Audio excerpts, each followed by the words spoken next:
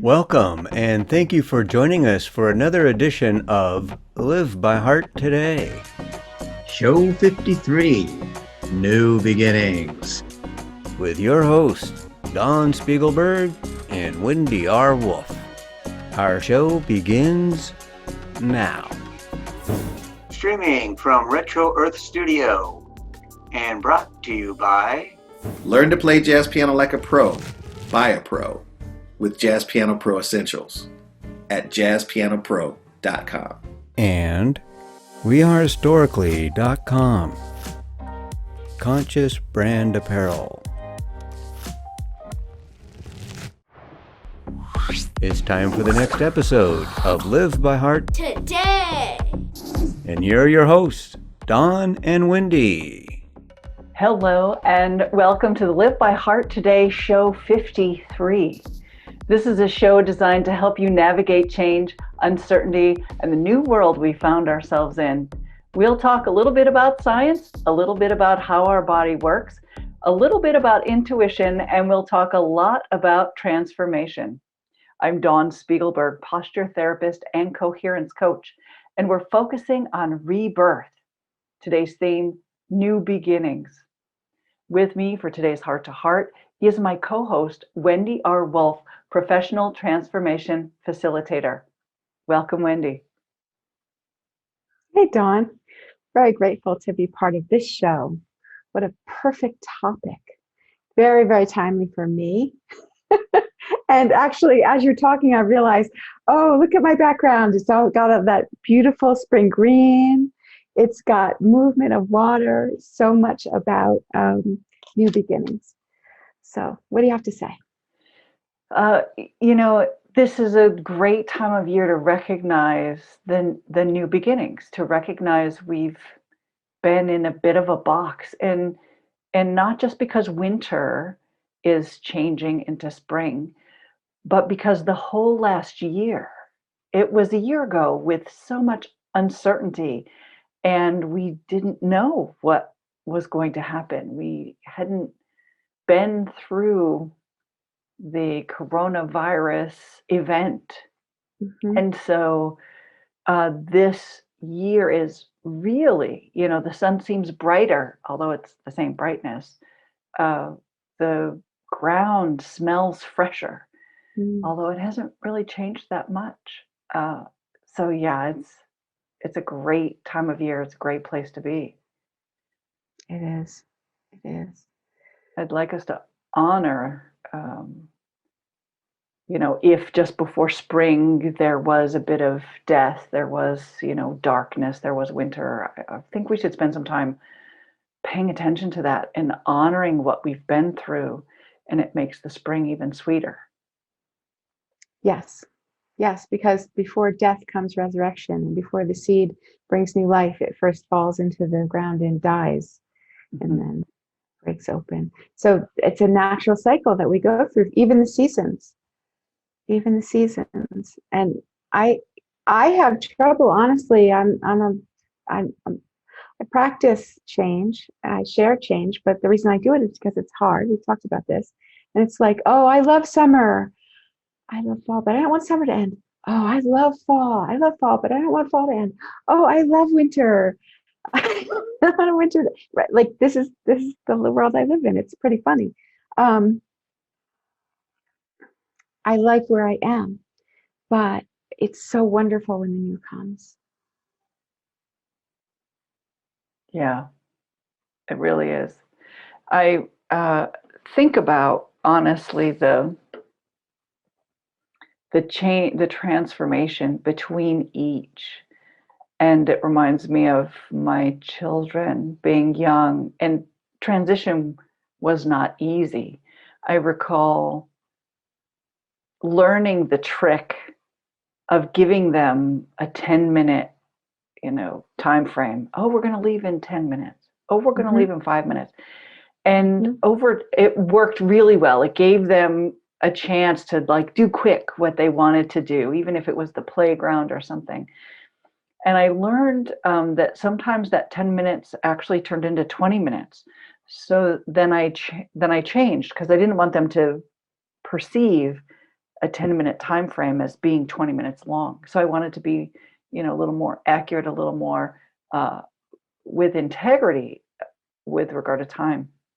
So I made the shift, I would say 20 more minutes, and then pay closer attention to the time frame. And when I think about nature, I pay close attention to the last frost date so I can uncover the plants that would not make it through a frost. And it's different every year, right? It's slightly different. And sometimes you get a surprise frost and sometimes you don't. So nature isn't quite as exacting as we tend to be. Mm. Yeah. Yeah, it's pretty funny. I'm up in the mountains now. I'm in the Appalachians. And there's this funny thing happening because I'm going up and down mountains. I'm at 5,000 feet right now, and I'm looking at snow. And the trees are just starting to get like a little red on them. Like if you look up close, they're budding either in reds or greens, but the trees are still there. Whereas where I came from, Myrtle Beach, down at the ocean on the other side of North Carolina, into South Carolina, everything's blooming. Everything's blooming. I mean, they're in full spring. And so, I come up in the mountains, I go down. It's still late winter. It's spring. Yesterday we went for a hike near sunset, and as I was going back, I'm coming up and down ridges, and the sun's going down, and then the sun's coming up, and the sun's going down. Yeah. Isn't it hilarious? Yeah. It's all perspective. It's quite hilarious. But eventually, spring comes everywhere around us. If we're in those temperate zones, if we're at the equator, it just stays the same. And the poles. I feel a little bit like you just described me. I see you as the spring, and right now I feel like I'm still in winter. I feel like I'm still, hunkered down, and it's getting a little uncomfortable. The bud is tight, and then eventually it keeps growing so much that it has to burst open. And I feel like I'm just tight and waiting to open, and it's uncomfortable, and you just seem springy and a great place to be, open and visible. I see that, open and visible. Thank you. I really am practicing allowing myself to take the bushel off a little more and be seen a little more. But yeah, it was just over 2 years ago that I came out of the dark night, and it had been years after years, year after year. Easter came, spring came, and I was like, "Is this my time?" No. Another year. Is this my time? No. A lot of those, and then it came the time. It was just like, it's time, and I went all the way down, and I've been coming up ever since. So I am in this incredible, in my own cycles, this incredible up and growth and being willing to be seen, because I'd been in the darkness for so long. Germination. Really long. So, there are cycles, and sometimes they go along with the seasons, and sometimes they don't. Sometimes they go on with the day, and sometimes they don't. And you are doing such a great job, because you are taking on some new things and learning new things and healing new things. And so you're in this place of and that's unusual for you, as far as I'm concerned. So I love it that you're in this gristy place. It's really great. Yeah, I really am. And I have to mention, this is so compelling to me when I really started looking at this place of being, and I liken it to seeds. So what's the first thing we do? We put a seed in the ground, and it's dark, right? And it's dirty, and it's a little mucky. And that's that's a specific environment. And a seed in the right environment transforms, it changes. So I've been looking around at my environment. Have I set myself up for the right kind of growth, the growth that I desire. So I've been changing it a little bit. You can see my background is different than it has been before. I've been moving things. And what's really incredible is that when you put a seed in the ground, the first thing it does, if the environment is amenable to that seed's growth, it splits. Mm-hmm. That's amazing to me. It goes from 1 to 2, right? Where it was one whole seed, it then cuts right in half, opens right in half. And that's not all. Then there is a third thing that grows out of the middle of that seed, and that's the root. So it wasn't there before. So the seed Mm-hmm. first has to crack open, and man, I really feel cracked open right now. And it's as if my only hope, or the only good that feels like can exist, is that something new is happening, right? There's a root that's happening right now. And then the fourth thing that happens is that a stem begins to grow. And these are two new things, and it balances out the split seed. So Yes. we go from 1 to 2 to 3, which is something new, and then to 4, another new thing, but it's in balance. And then it breaks the surface. And sometimes, like you mentioned, it can take a while for that to happen. It can take a while. And part of it is just like that time takes time. Things in the physical world, things in the body, things on the earth, they take time. We take time to unfold. It just does. It takes time to drive down the mountain. It takes time to, get dressed in the morning. But also then I, and some of you maybe, I add to that time with a little bit of resistance or more, or a little bit of like, oh, I don't want to let go of this to do that. I don't want to let go of winter to go to spring. I don't want to let go of my old concepts or whatever. And then I slow the process down. I get comfortable in my uncomfortable suffering and just stay there instead of breaking through. So let's talk about that for a minute, because transitions aren't always comfortable, and making the transition occur, allowing the transition to occur in its own progression. And you mentioned suffering. So it's uncomfortable already, and yet we don't have to choose the suffering part, although it sometimes just feels like it. Suffering is a part of it, but it doesn't have to be. Yeah. And we've talked about this, how in the last year and a quarter or so, I've really been practicing this, realizing that I was just used to suffering and used to putting up with. And now I'm starting to notice. And when I notice, then I let go. Why am I suffering over this? Okay, well, let go of that. Die to that. Let it go. Yeah. And then, but in the past, I'd be like, no. Now I'm just like, I know I'm going to let go sooner or later.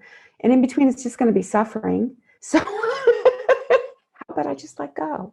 And in the past, it's been really, really big, important things. Who I thought I was, who I thought God was, what I thought God wanted of me. Like, not trivial things. But eventually I had to let go. Even it could be a small thing about identity. I'm someone who does this. I'm someone who doesn't do that. Okay, well, in this case, let go, like come out of the monkey, the monkey trap.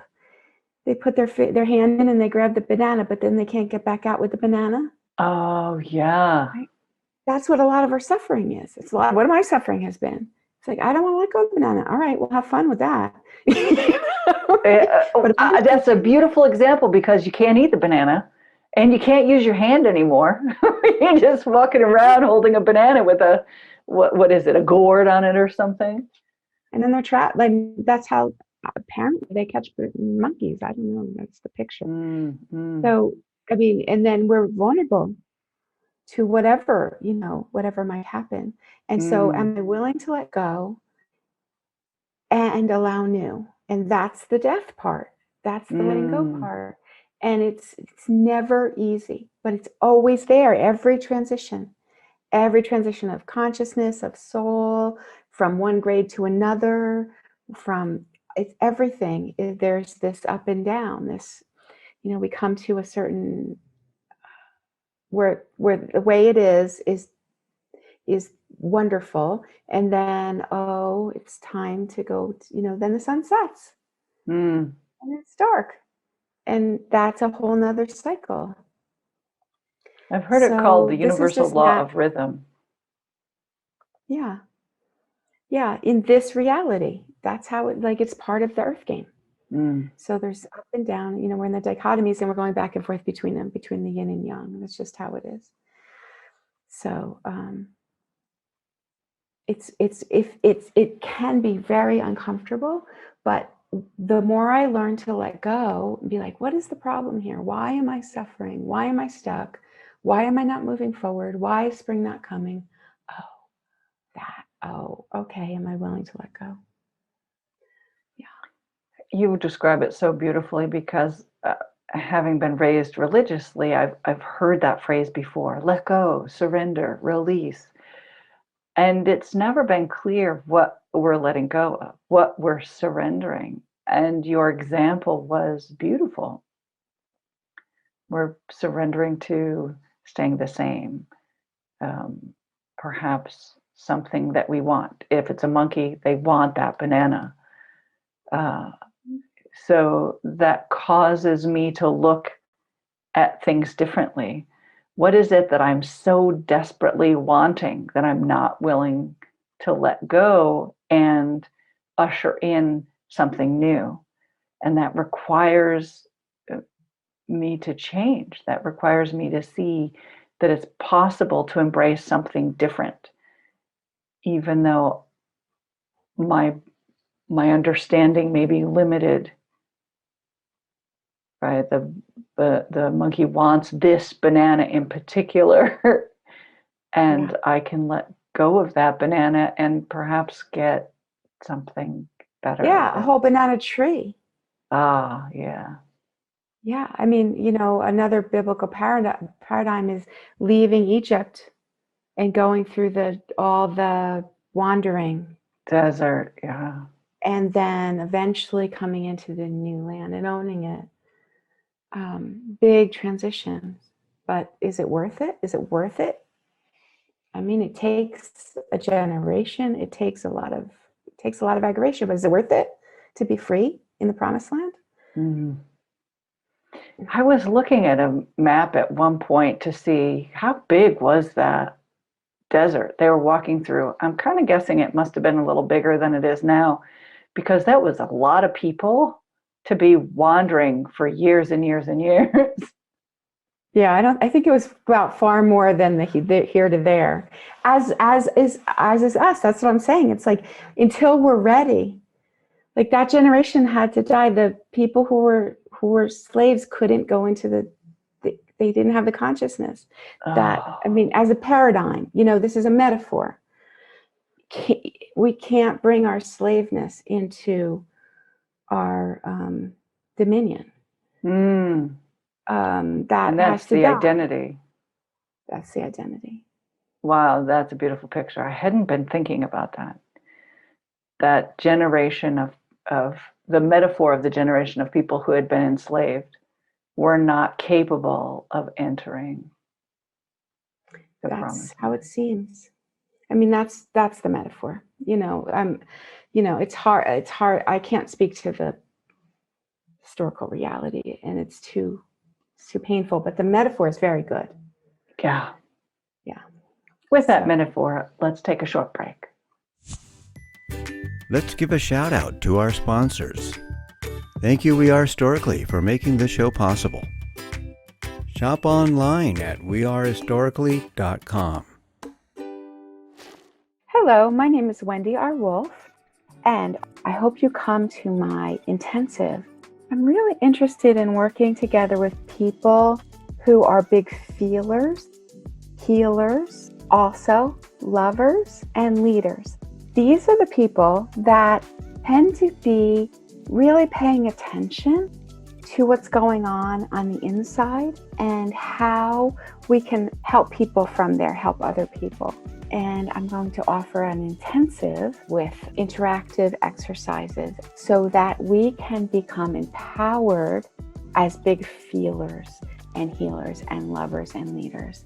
And I hope you join me. Please go to my website, wendyrwolf.com, and on the top I'll have a button to sign up. Thank you. As a posture therapist, I'm qualified to pinpoint the cause of physical symptoms by realigning the body, and then it's the body that heals itself. When you are in a state of overwhelm, your mind is out of alignment with your values. As a coherence coach, I'm astute enough to identify the root causes and show you how to realign with what you value, and your mind can be whole. You can live by heart today. Hi, I'm Darius Wilrich.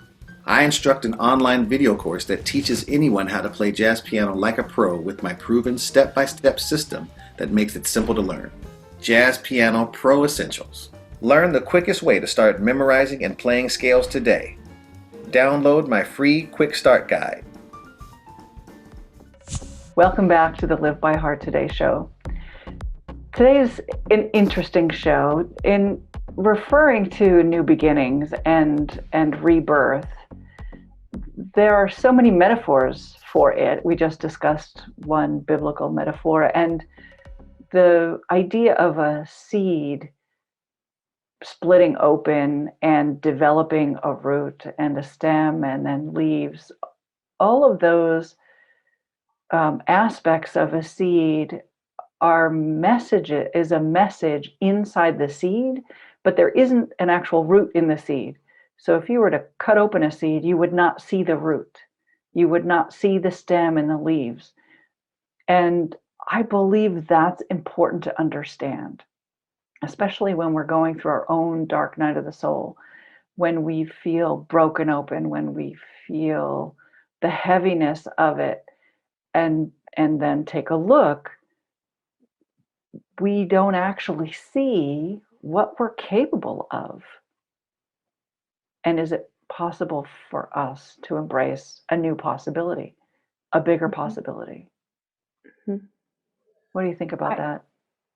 When you were talking, I was thinking about another biblical metaphor, this one in the Christian Bible, the whole, Jesus was pretty clear. He's like, if you want to be my disciple, then pick up your cross and follow me. And I think how that's been understood a lot of times is dragging around our cross and suffering, being the martyr. And I don't believe that's what he's talking about at all. I think he's talking about the opposite. I believe from my experience, I just the other day happened to be, this is the world I live in. I just happened to be looking up the Greek for this, and it's like what it says is that you lift up. It's like the lifting up the cross. You're lifting up the cross, and it's very fascinating. It's like we can't of our own volition necessarily choose when to die. That's a co-creation with the divine.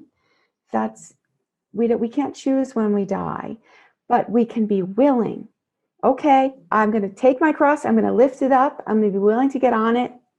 And unto you, I give my spirit. But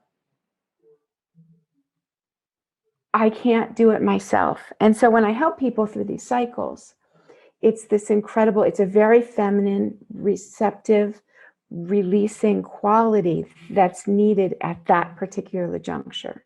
But first we lift up the cross. We're willing to get on it. We're willing to do that same pattern that Jesus showed us that works so well for resurrection, for new life. But I actually lift it up and get on it. And say, that's right, the male I'm willing aspect. to die. Well, I see it as the female, and then the male I see as the willing to come back up to life, the resurrection quality. But the male aspect, yes, is to putting up the cross. It's like, yes, I will. And then, And I might have talked about this before because I work with people on this. It's very hard part of our spiritual lives, with spiritual direction. It's really a challenging part because we're just not used to it. We're not used to fully letting go. Mm-hmm. And we're not used to fully saying yes. That extreme male yes and that extreme female yes. So one of the things I work on is this: I'm letting go. Help me let go. Like sand in your hands. Another is the paradigm. I mean, I talked about the promised land, but another one is, I won't go on too into it, but the idea is passing through a passage that, I can get through. It's like birth, but passing through, what happens is, I mean, I can't even wear my clothes. I can't bring anything. There's nothing that can come with me. I make it through by the skin of my teeth. Everything is left behind. But in the new passage, in the new place, all is possible to create in all new ways. It's not like I have to let go of those things forever. All my relationships and all my thoughts and desires and paradigms and all, like, yes, I need to let these things go if I want to pass through, but new stuff is over here. It's not like forever. So we're not crawling through this passage forever. There is the other side of it. There's the other side in which there's new life abundantly. But can I let go of the old? And I've been thinking, what I was thinking about for this chat here was, I've been moving in the last, I said 2 years ago, but I was lying. It was 3 years ago that I went through started coming out. It's been a process of coming out of the dark night of the soul. And since then, it's incredible. I lived in Seattle for 16 years. Since then, I've been all over the country, and I lived in Myrtle Beach twice. I lived in Cary. Now I'm living in the Appalachians, and I mean, move. It's been bizarre, and let go of so much stuff, which can be very hard if anyone's ever downsized. It's just really incredible. I mean, we left Seattle in a car. Wow. Yeah. After 16 years in an apartment where I'm a little squirrel, Yeah. squirrel. So that's an example. It's just like, can I let go? That's not me. Can I let it go? That's not me. Can I let it go? And then can I have a new life? Yeah. That's beautiful, because you're talking about the things that we have that define who we are. Where I live, what I have, what I wear. Yeah. Who we're with, the kind of car we drive, the kind of clothes we wear, the way we speak. Yes. I'm surrounded by people who speak differently than me. It's fascinating. Yeah. So the seed metaphor is that within the seed is potential, and the potential occurs when the environment supports it. So there must be moisture, there must be the right configuration of minerals and warmth. Temperature is important. And then something new arises, something that you can't see in the seed. Yes. I keep the last time you talked about the seed and this time, I keep hearing this very long quote. It's really fantastic section of a letter from Carl Jung to one of his peers, a woman who she was between a rock and a hard place. She had her, and this was a long time ago. This was, I don't know, 100 years or however long he lived. It was a long time ago. She was a wife and a mother, and she was one of his peers. She was a psychoanalyst or whatever she was. And she's just like, I can't do this. Like, I can't do all this. I can't do all this. And he said,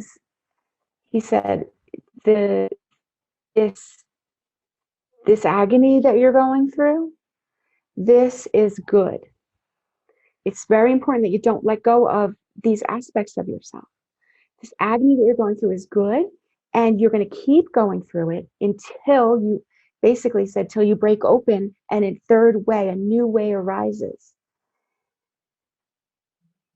A new way arises. Exactly what you were saying about the seed, bizarrely. And that's what we're looking for. The new way. That's the way. And then, but it takes the pressure. It takes the pressure. And so many of us have been through the pressure. Can we let the pressure break us open? Can we let it break us open to a new way, into the new land, as a new person born? Beautiful. Well said. That's our time. Can you believe it? Is there something else you'd like to say before we close? Well, I mean, I just finished with the obvious, again, with the Christian Bible, unless you be born again,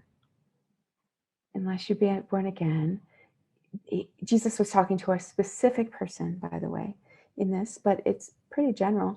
Unless you be born again, you won't experience the reign of the divine. And I believe he's talking about the spiritual reality that we experience here, heaven on earth. We experience it when we crack open and we have new senses. We have new experience of the soul. And it takes dying. I mean, we focus on the burn again, but it takes the dying. It does take the dying. And I'll just add one more little thing, and that is, in the case of Live by Heart, it takes a specific dying of the thinking egoic mind, the part of us that believes it's right and that it knows, and then it analyzes and judges. And that needs to quiet, and we're saying die, in order for us to be connected to that quieter voice in our heart so that our soul can arise and speak. So there it is. Thank you, Wendy, and thank you to everyone who is watching today. We would love to hear from you. If our conversation spoke to you, please tell us what's on your heart by leaving us a comment. For more information about how you can live by heart, please go to livebyhearttoday.com. Like and follow this page and turn on notifications so you don't miss our program. We're here every week on Thursdays at 4:44 Pacific time. From our heart to yours, we're creating a better tomorrow because we live by heart today. And that concludes this portion of Live by Heart Today! Thank you for watching. View more episodes on our YouTube channel. Don't forget to like and subscribe. Thank you, We Are Historically, for your conscious human apparel. Shop online at wearehistorically.com. Hi, I'm Darius Wilrich. I'll teach you everything you need to know about playing jazz piano like a pro with my 12-week online video course and downloadable guidebook, Jazz Piano Pro Essentials. Enroll today at jazzpianopro.com. Thank you for joining us. Have a happy always.